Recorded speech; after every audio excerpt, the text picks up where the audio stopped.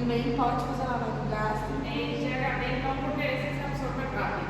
Donde no te sirve el lavado gástrico, GHB, no te sirve el alcohol, porque o sea, en eso no sirve. Hay casos donde no se recomienda, pero en ese caso no sirve, porque todo lo que se absorbe rápido no tiene sentido hacer. Entonces, GHB y alcoholes no se hacen lavado gástrico.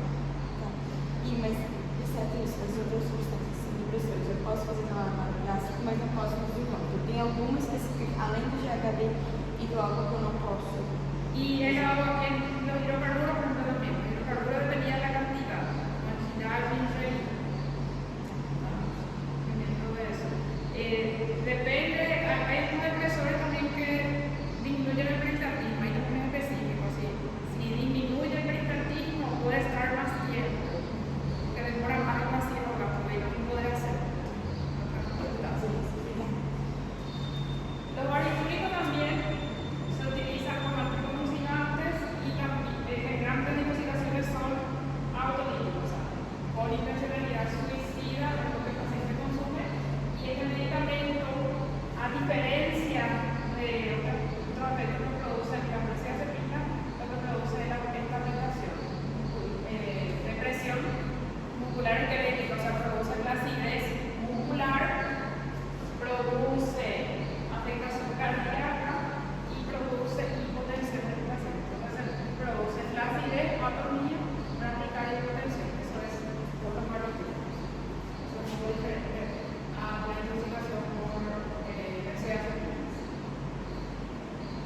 Acá los cuadros leves parecían embriaguez. Este te produce también el electrocardiograma, electroencefalograma sin ondas que simulan una muerte cerebral. Y no tienen antídoto, a diferencia de la benzodiazepina. Barbitúricos no tienen antídoto. Acá otro abuso, GHB, LSD, ketamina y anfetamina. El GHB principalmente se produce por consumo de forma líquida. El LSD generalmente es comprimido, ketamina suele ser en polvo y puede ser en varias presentaciones. Vía comprimido, puede ser en forma de cristal, puede ser también en forma inhalada, se puede consumir. Esta en forma líquida, o generalmente en polvo, estos principalmente en comprimido. El GHB también es anestésico, el LSD se extrae de una planta, o sea, los hongos. La ketamina es un anestésico y la anfetamina son sustancias que son psicoestimulantes. Claro que tienen afectación, lo que produce manifestaciones principalmente de la parte de psicoestimulación son anfetaminas y también con el LSD se puede ver eso. Estos generalmente son depresores del sistema nervioso. Acá el paciente se puede dormir, acá el paciente queda más despierto de esas sustancias. De estos, ninguno tiene antídoto, la administración de ninguno de estos tiene antídoto. Este entonces de forma líquida se consumía y todo podía producir intoxicaciones que producían pérdida de conocimiento, pero no era muy largo. La ketamina también puede producir pérdida de conocimiento al paciente. Acá el paciente tiene se produce un cuadro que no se ve con los medicamentos. Acá el paciente no está inconsciente, pero no va a recordar lo que hace. Amnesia cuando tiene la cara. El LSD y la anfetamina son psicoestimulantes. El LSD, éxtasis, por ejemplo, son psicoestimulantes. Tampoco tienen efectivo de intoxicación. El GHB es un anestésico que se puede usar porque no produce mucha analgesia. O sea, el paciente puede sentir dolor y puede desencadenarse convulsión. Principalmente se ve en forma líquida cuando se consume, produce semiconsciencia o coma súbito. El paciente está bien y de repente tiene conocimiento, pero dura poco tiempo. Y no tiene antídoto, no tiene antídoto, generalmente se hace de manera sintomática. Acá no sirven las medidas de contaminación porque se absorbe rápido el medicamento, entonces no se va a tardar. La ketamina es también un anestésico que generalmente se encuentra en forma de polvo. Produce amnesia sin pérdida de conciencia y también tampoco tiene antídoto y tiene un tratamiento que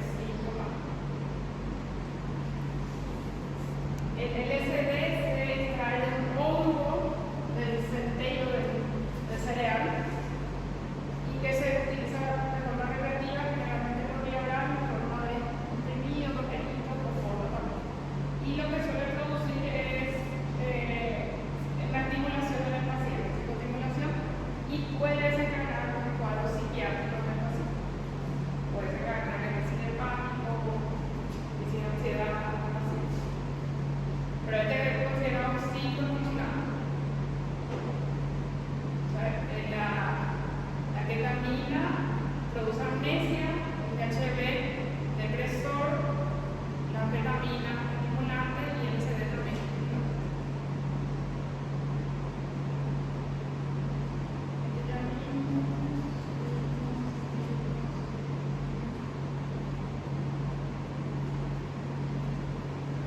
El metanol y el dimetilglicol son los alcoholes. Ahí yo había contado cuáles eran las características de la intoxicación por ellos. Son depresores del sistema nervioso central que producen alteraciones que son características del dimetilglicol que producían. Relación característica. Y del metanol también.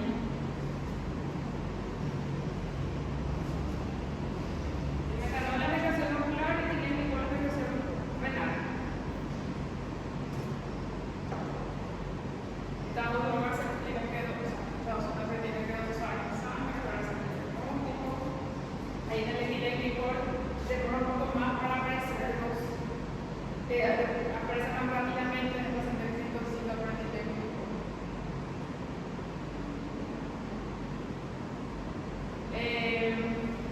El metanol produce afectación ocular y afectación renal en el dimetilglicol.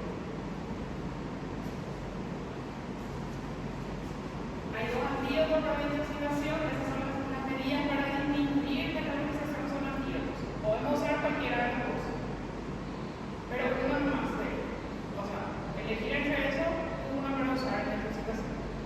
Las medidas para disminuir la absorción no sirven. No sirve el lavado gástrico, no sirve la inducción del vómito, no sirve catárticos ni carbón activado porque estas sustancias se absorben rápido. Las medidas para disminuir la absorción se hacen para sacar algo que está todavía en el estómago o en el tracto digestivo. Como acá se absorbe rápido, no sirven en ese caso. En este caso, no sirven esa sustancia y también el otro que dijimos que era el THC no se va a tratar nada. En la medida para disminuir la metabolización, sí, se elige el carbón para hacer, si elegiste el fumepizol, ese tiene como ventaja que tiene menos efectos adversos, pero es más caro y no es tan fácil de conseguir. El etanol es más fácil de conseguir, es más barato, pero hay que controlar también la cantidad de etanol que le das. ¿Cómo se hace el tratamiento en estos casos? Acá se sospecha la intoxicación por metanol o dimetilglicol. Se dosa esa sustancia, si sospecha etanol, se dosa el metanol doso. De acuerdo al valor se decide el tratamiento. Puede requerir solo antídotos en el caso de que la intoxicación sea más grave, el valor sea más alto, puede requerir antídotos y hemodiálisis. Hemodiálisis tiene que ser de cero para pacientes que son más graves. ¿Cómo sabemos que son más graves?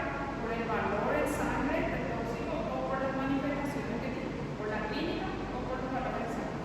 Si el paciente tiene valores muy altos, tiene que hacerse esto y esto. Si los valores no son muy altos, se hace esto. Y se va dosando el tóxico, se le va administrando el antídoto y después se tiene que dosar el tóxico para ver si disminuyó, para saber si podemos suspender la medicación del antídoto. En el caso de que se haga fumepizol, no hace falta controlarlo en sangre, pero en el caso de que se haga etanol, hay que controlarlo, el etanol y la sustancia que tiene intoxicado básicamente. Y la hemodiálisis en casos más graves, dependiendo del nivel de sangre que tenga el paciente, pues los controles de laboratorio, hidratarlo, eso tiene que ser algo. Pero ese es el tratamiento que se va a hacer. Se diagnostica con el nivel en sangre.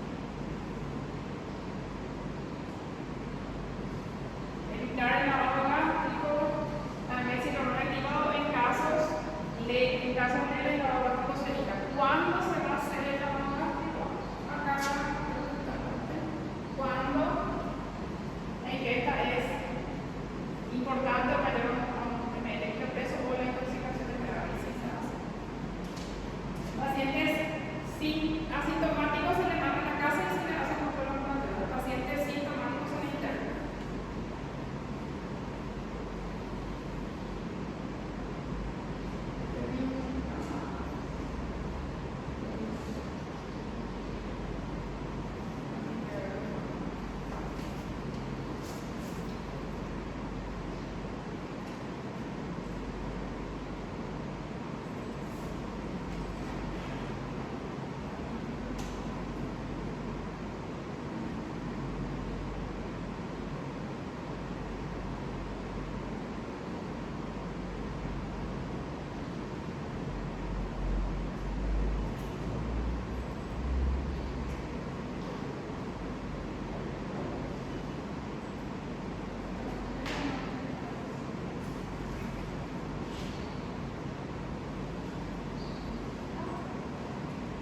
El cannabis en algunas situaciones que se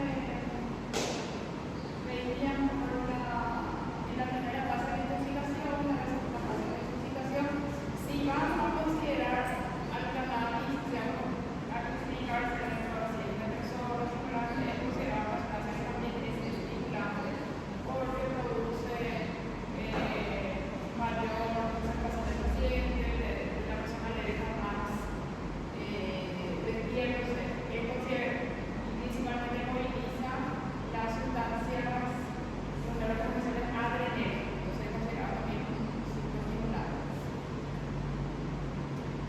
Acá tengo una pregunta,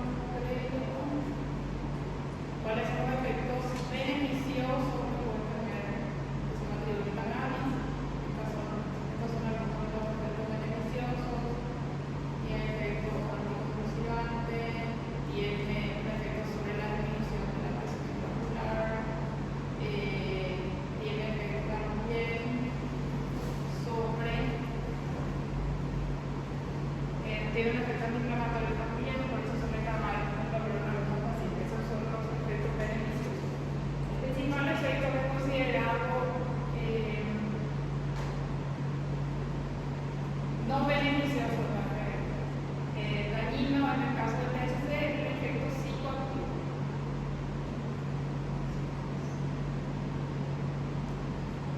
Y de había preguntado, parece también, cuáles son los casos